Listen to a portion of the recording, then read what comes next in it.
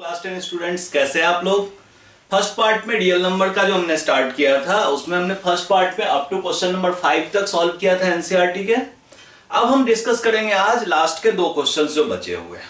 ठीक है, अब देखो क्वेश्चन नंबर 6 में क्या है कि explain why 7 into 11 into 13 7 into 11 into 13 plus 13 और एक और नंबर है 7 into 6 into 5 into 4 into 3 into 2 into 1 plus 5 are composite numbers. ये कंपोजिट नंबर क्यों होंगे ये बताना है हमें।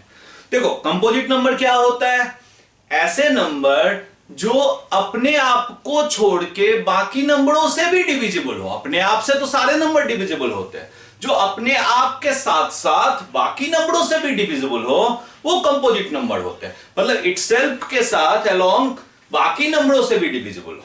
दैट मींस अब जैसे मैं इसमें देख रहा हूं, अपने फर्स्ट नंबर में देखो, ये बीच में है प्लस, इसका मतलब मैं इसमें 13 को कॉमन ले सकता हूं। 13 अगर इसमें से कॉमन लिया तो क्या बचा 7 into 11 प्लस, अब यहां से 13 कॉमन लिया तो ये आ गया 1, इसका मतलब ये आ गया 13 into 11 7 जा 77 प्लस 1 78। अब हम ये कह सकते हैं कि ये जो भी नंबर आएगा this number must be divisible by 13 and 78 also। मतलब इतना तो पक्का पता है कि ये किसी और नंबर से भी डिविजिबल हो सकता है, लेकिन 13 और 78 से तो इनका मल्टीप्लिकेशन पक्का डिविजिबल होगा। इसका मतलब so given number is composite number.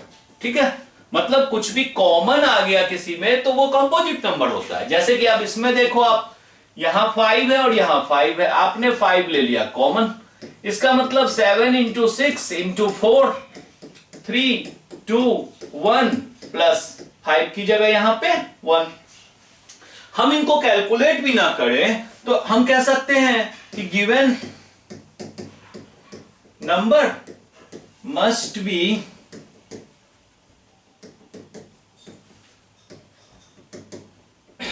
divisible by 5, so it is a composite number। ठीक है, जैसे ही ये 5 कॉमन है तो ये 5 से डिविजिबल होगा, और अगर ये 5 से ये नंबर डिविजिबल है तो ये कंपोजिट प्राइम नंबर नहीं है। प्राइम नंबर नहीं है मतलब ये कंपोजिट नंबर है। ठीक है, क्लियर। चलो अब हम आते हैं अपने क्वेश्चन नंबर 7 पे। ये एक एप्लीकेशन बेस्ड क्वेश्चन है जिसमें कि हम इसके एप्लीकेशन पढ़ेंगे कि एलसीएम या एचसीएफ को हम क्यों पढ़ते हैं। इसमें है देखो, there is a circular path around a sports field.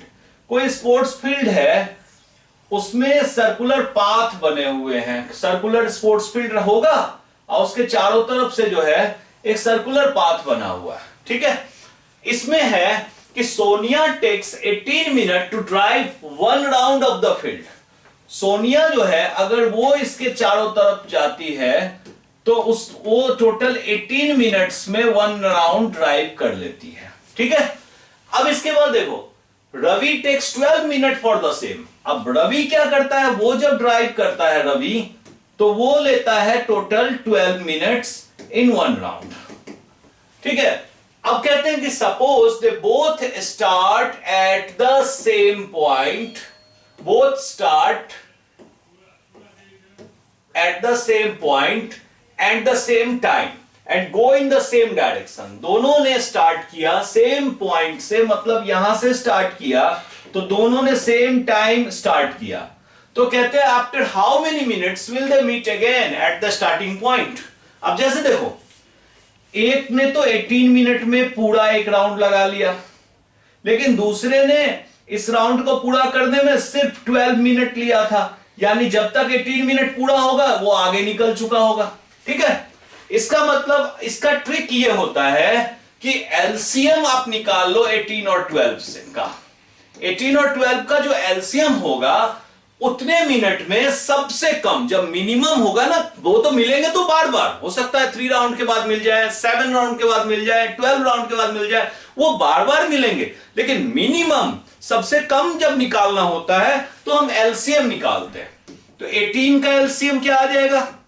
पहले तो हम एक काम करते हैं, इसका प्राइम फैक्टर कर लेते हैं। 2 9 जा 18, 3 3 जा 9, और दूसरा है हमारे पास 12, तो 2 6 जा 12 एंड 2 3 जा 6।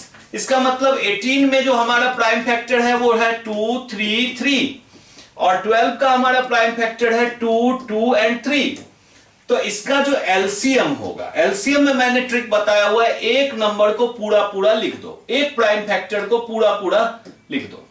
अब देखो ये 2 यहां आ चुका है, ये 2 नहीं आया क्योंकि यहां सिंगल टाइम 2 है, तो हमें 2 टाइम्स 2 पूरा करना पड़ेगा। मतलब ये कवर दोनों नंबर के प्राइम फैक्टर इसमें होने चाहिए। अब जैसे यहां पे 3 है, ये आ चुका है, तो 3 हमें दोबारा लेने की जरूरत नहीं है। अब देखो 3 2 जा 6 6 6 6 जा 36। इसका मतलब 36 मिनट के बाद ये दोनों फिर से एक ही पॉइंट पे होंगे।